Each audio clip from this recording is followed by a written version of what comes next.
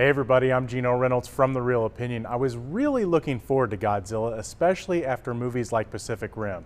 I liked the cast of this movie and thought that the look of Godzilla was promising. Did the King of Monsters reclaim his throne, especially after the disappointment that was the 1998 movie? Let's take a look.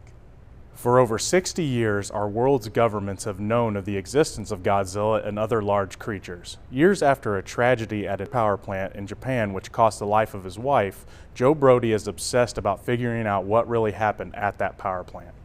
After he is arrested for trespassing while investigating the plant, his son Ford comes to get him and try to bring him home.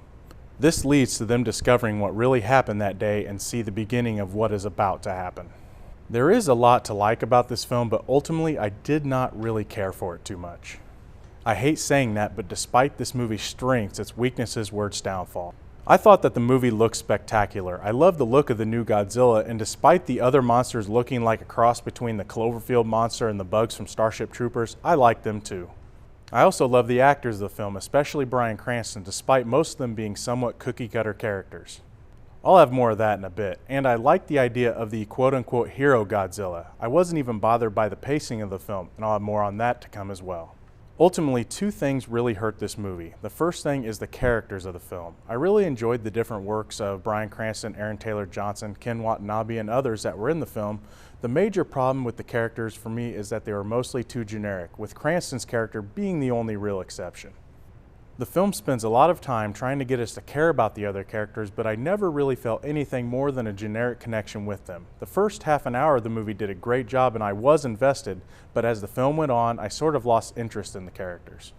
They really didn't do anything I haven't already seen before. Cranston did a great job, but he wasn't in the movie enough to make a big enough difference. Those that go to see this movie for him will be sorely disappointed. The other major problem with the movie is that the setup takes way too long and the payoff didn't feel worth it.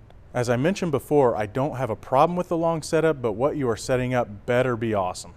I felt that with all the teasing of Godzilla and the cutaways right before we were about to see something big was just a bit too much. I also felt that when we finally got to see Godzilla in battle, it wasn't that entertaining. The battle was slow and a bit boring, despite really looking good. After movies like Pacific Rim, a giant monster battle should have been more spectacular. Instead, we get a slow and lumbering Godzilla that was similar to the older films. Maybe they should have just put a guy in a suit in this one instead. Sometimes it's the little things that can hurt a movie. If it wasn't for the minor things that bother me, I probably would have loved this film. I mean, I did love it compared to the 1998 version though. Being that this movie will probably make its money back by this weekend, I have a feeling that we haven't seen the last of the King of the Monsters. But remember, it's only just one guy's opinion. I'm Geno Reynolds from The Real Opinion. Until next time.